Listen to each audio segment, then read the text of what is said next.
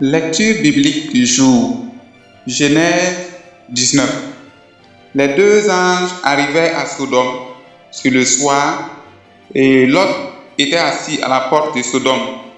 Quand Lot les vit, il se leva pour aller au-devant d'eux et se prosterna la face contre terre.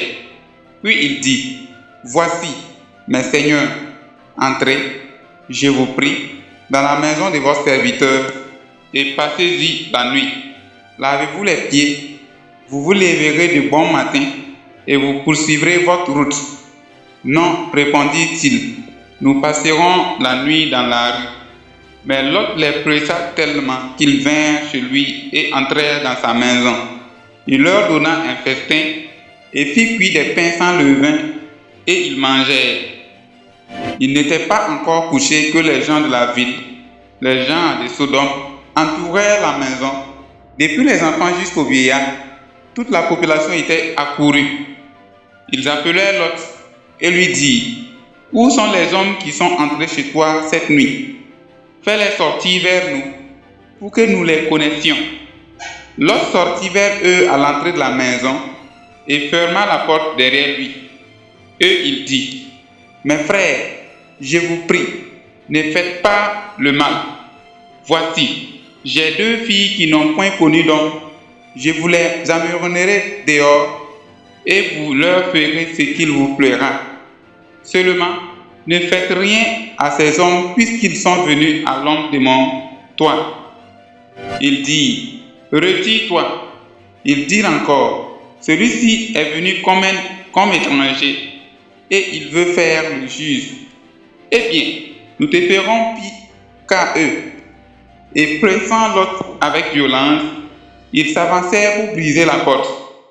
Les hommes étendirent la main, firent entrer Lot vers eux dans la maison et fermèrent la porte. Et ils frappèrent d'aveuglement les gens qui étaient à l'entrée de la maison, depuis le plus petit jusqu'au plus grand, de sorte qu'ils se donnaient une peine inutile pour trouver la porte. Les hommes dirent à Lot, « Qui as-tu encore ici? Gendre, fils et filles, et tout ce qui t'appartient dans la ville, fais-les sortir de ce lieu, car nous allons détruire ce lieu, parce que le cri contre ses habitants est grand devant l'Éternel. L'Éternel nous a envoyés pour le détruire. » Lot sortit et parla à ses gendres qui avaient pris ses filles. « Lèvez-vous, dit-il, sortez de ce lieu, car l'Éternel va détruire la ville. » Mais aux yeux de ses gendres, il parut plaisanter. Dès l'aube du jour, les gens insistèrent auprès de Lot en disant, « Lève-toi, prends ta femme et tes deux filles qui se trouvent ici, de peur que tu ne périsses dans la ruine de la ville. » Et comme il tardait, les hommes le saisirent par la main, lui, sa femme et ses deux filles, car l'Éternel voulait l'épargner. Ils l'amenèrent et le laissèrent hors de la ville. Après les avoir fait sortir, l'un d'eux dit, « Sauve-toi pour ta vie, ne regarde pas derrière toi et ne t'arrête pas dans toute la plaine. Sauve-toi vers la montagne, de peur que tu ne périsses. » L'autre leur dit, « Oh, non Seigneur, voici, j'ai trouvé grâce à tes yeux, et tu as montré la grandeur de ta miséricorde à mon égard, en me conservant la vie. Mais je ne puis me sauver à la montagne avant que le désastre m'atteigne, et je périrai. Voici, cette ville est assez proche pour que je m'y réfugie, et elle est petite. Oh, que je puisse m'y sauver. N'est-elle pas petite, et que mon âme vive? » Et il lui dit, « Voici, je t'accorde encore cette grâce, et je ne détruirai pas la ville dont tu parles. À toi de t'y réfugier, car je ne puis rien faire jusqu'à ce que tu y sois arrivé. » C'est pour cela que l'on a donné à cette ville le nom de Soir. Le soleil se levait sur la terre lorsque Lot entra dans Soir. Alors l'Éternel fit pleuvoir du ciel sur Sodome et sur Gomorrhe du soufre et du feu. De par l'Éternel, il détruisit ces villes, toute la plaine et tous les habitants des villes et les plants de la terre. La femme de Lot regarda en arrière et elle devint une statue de sel. Abraham se leva de bon matin pour aller au lieu où il s'était tenu en présence de l'Éternel. Il porta ses regards du côté de Sodome et de Gomorrhe et sur tout le territoire de la plaine. Et voici, il vit s'élever de la terre une fumée comme la fumée d'une fournaise. Lorsque Dieu détruisit les villes de la plaine, il se souvint d'Abraham et il fit échapper Lot du milieu du désert par lequel il bouleversa les villes où Lot avait établi sa demeure. Lot quitta Soar pour la hauteur et se fixa sur la montagne avec ses 2 filles, car il craignait de rester à Soar. Il habita dans une caverne, lui et ses 2 filles. L'aîné dit à la plus jeune, « Notre père est vieux, et il n'y a point d'homme dans la contrée pour venir vers nous, selon l'usage de tous les hommes. Viens, faisons boire du vin à notre père, et couchons avec lui, afin que nous conservions la race de notre père. » Elle fit donc boire du vin à leur père cette nuit-là, et l'aînée alla coucher avec son père. Il ne l'aperçut ni quand elle se coucha, ni quand elle se leva. Le lendemain, l'aîné dit à la plus jeune, « Voici, j'ai couché la nuit dernière avec mon père. Faisons-lui boire du vin encore cette nuit, et va coucher avec lui, afin que nous conservions la race de notre père. » Elle fit boire du vin à leur père encore cette nuit-là, et la cadette alla coucher avec lui. Il ne s'aperçut ni quand elle se coucha, ni quand elle se leva. Les 2 filles de Lot devinrent enceintes de leur père. L'aînée enfanta un fils qu'elle appela du nom de Moab. C'est le père des Moabites jusqu'à ce jour.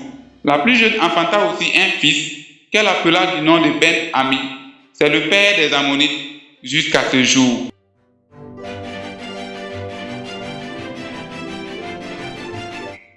Matthieu chapitre 18.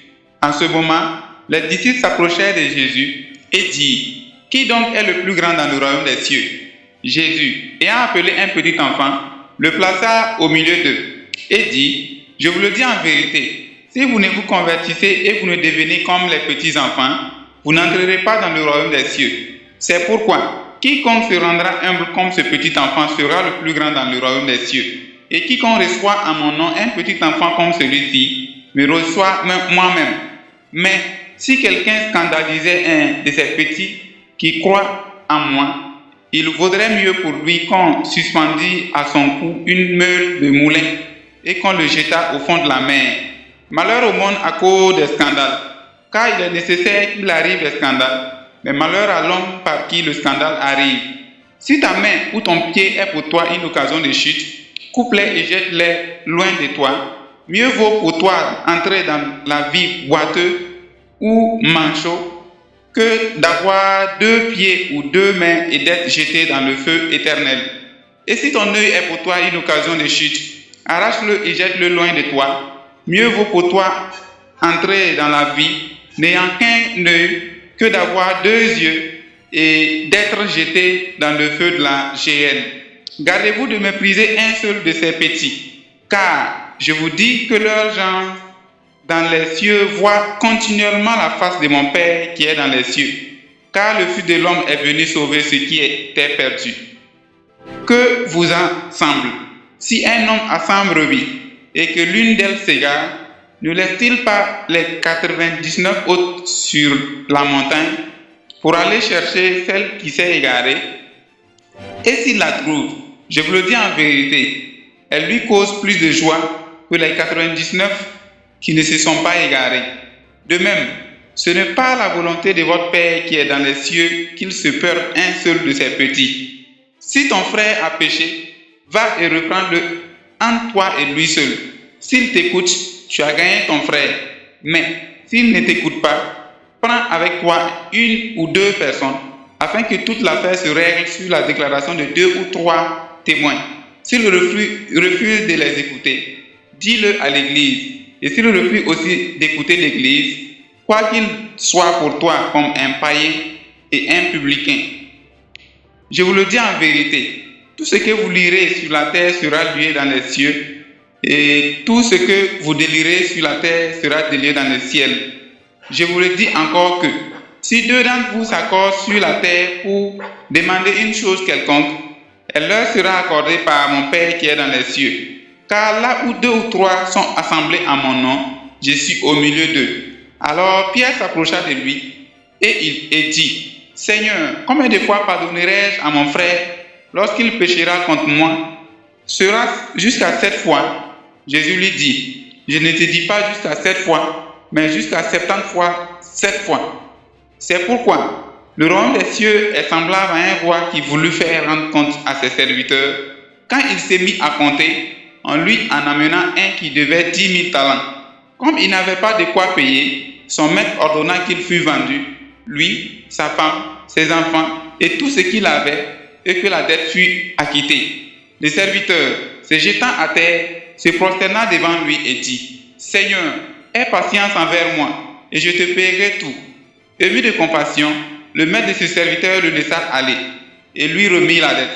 Après qu'il fut sorti, ce serviteur rencontra un de ses compagnons qui lui devait 100 deniers. Il le saisit et l'étranglait en disant, paie ce que tu me dois. Son compagnon, se jetant à terre, le suppliait disant, aie patience envers moi et je te payerai.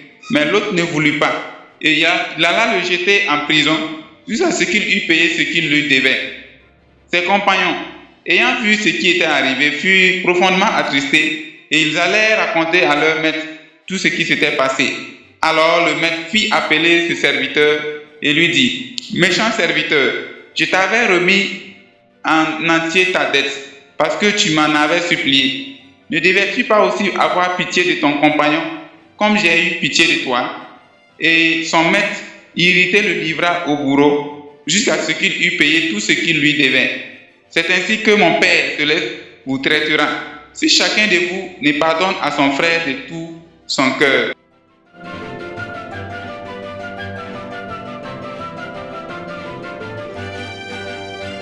Nous sommes au terme de notre lecture biblique du jour.